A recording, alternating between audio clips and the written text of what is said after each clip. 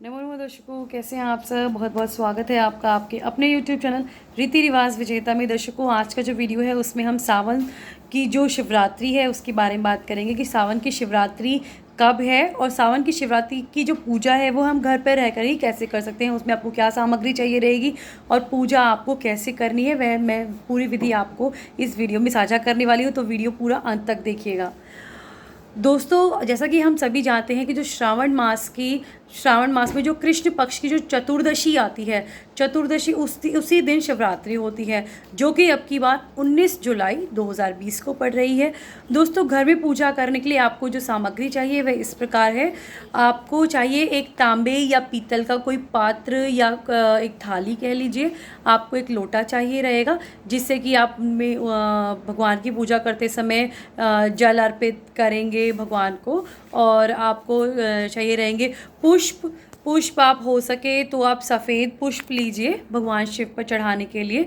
सफ़ेद पुष्प ले सकते हैं, लाल पुष्प ले सकते हैं, वो आप पुष्प लीजिए। और आपको चाहिए अक्षत जो टूटे हुए ना हो। और आपको पंचामृत, शहद, पंचामृत आप जानते ही हैं, दूध, दही, घी, शक्कर, शहद के साथ बनता है, वह पंचामृत चाहिए। थोड़ा सा गंगा जल भी मिला लीजिएगा उसमें। उसके अलावा आपको चाहिए धूप चाहिए रहेगी। दीप में आपको घी का दीपक ले सकते हैं, आप पीतल की जोत के अंदर में वो ले लीजिए। नैवेद्य में आप ऋतु फल ले सकते हैं, चंदन लगाने के लिए ले सकते हैं, चंदन चूरा अगर है तो वो भी आप यूज़ कर सकते हैं पूजा के लिए।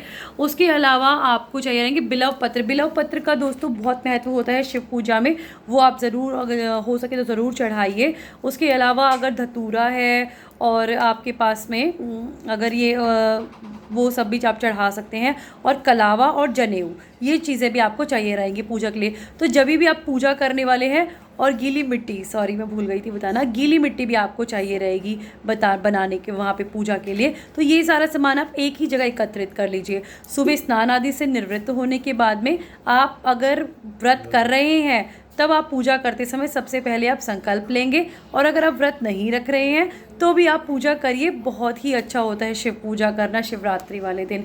तो आप सबसे पहले क्या करेंगे, थाल रखेंगे अपने सामने, पूजा मंदिर के सामने ये पूजा कर सकते हैं आराम से। अगर आप मुख अपना रखना चाहते हैं तो उत्तर पूर्वी रख सकते हैं, उत्तर नॉर्थ में या फिर पूर्व में, उत्तर या पूर्व में जहाँ पे भी आपका मन करे आप वहाँ पे वैसा रख सकते हैं। फिर आप उसमें वहाँ पे आप अपना थाल रखिए।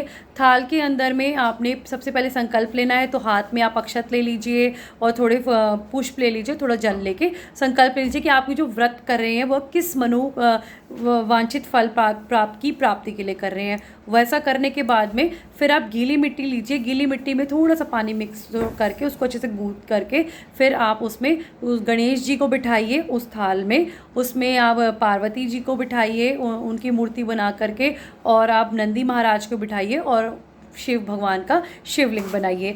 कार्तिकेय जी को नहीं बनाया जाता, क्योंकि कार्तिकेय जी का जो दर्शन करना सौभाग्यवती स्त्रियों के लिए वर्जित माना जाता है, तो उनको उनकी प्रतिमा आप ना बनाएं। तो शिव परिवार की प्रतिमा बनाने के बाद में जब हम पूजा अर्चना करेंगे, सबसे पहले आप एक जल का छींटा दीजिए सभी को, जितने आपने जो प्रतिमाएं बिठाई हैं। और जो पार्वती माँ हैं, आप उनके ऊपर छोटा सा लाल कपड़ा ज़रूर उनको उड़ा दीजिए। और उसके बाद में पहले पुष्प चढ़ाइए। पुष्प चढ़ाने के बाद में फिर आप अक्षत अर्पित कीजिए, और जितनी भी चीज़ें आप अर्पित करते जाएंगे आप उसमें ओम नमः शिवाय का जाप करते जाइए।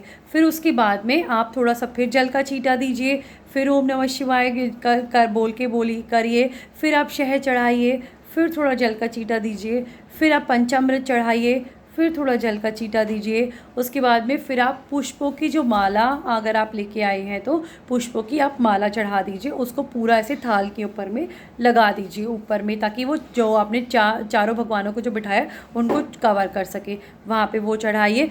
फिर आप जल का छींटा दीजिए, भगवान को चंदन चढ़ाइए, फिर थोड़ा जल का छींटा दीजिए। उसके बाद में फिर आप बिलव पत्र चढ़ाइए, धतूरा चढ़ाइए जो आप लेके आए हैं।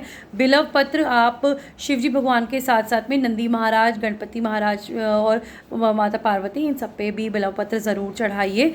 इसके बाद में दोस्तों आप भगवान शिव के ऊपर जनेऊ चढ़ाइए, फिर उनके ऊपर थोड़ा जल का छींटा दीजिए, फिर उनको वस्त्र अर्पित कीजिए। वस्त्र अर्पित करने में आप जो मौली का धागा मैंने आपको बोला था, तो मौली का धागा आप थोड़ा थोड़ा टुकड़ा लेके वो आप उनको अर्पित कर सकते हैं, वहाँ अर्पित कीजिए।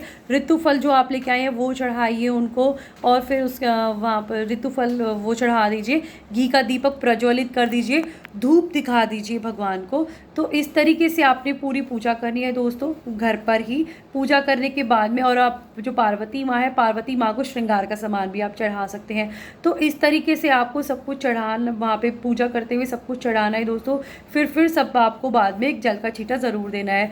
फिर आप जो घी का दीपक जलाया है, आप उसके साथ में या कपूर के साथ में भगवान शिव की आरती कीजिए। 2 आरती का जोड़ा किया जाता है, तो इसलिए आप पहले गणेश जी की आरती कीजिए, उसके बाद में शिव जी भगवान की आरती कीजिए। आरती करने के बाद में प्रदक्षिणा करनी होती है शिव जी भगवान की।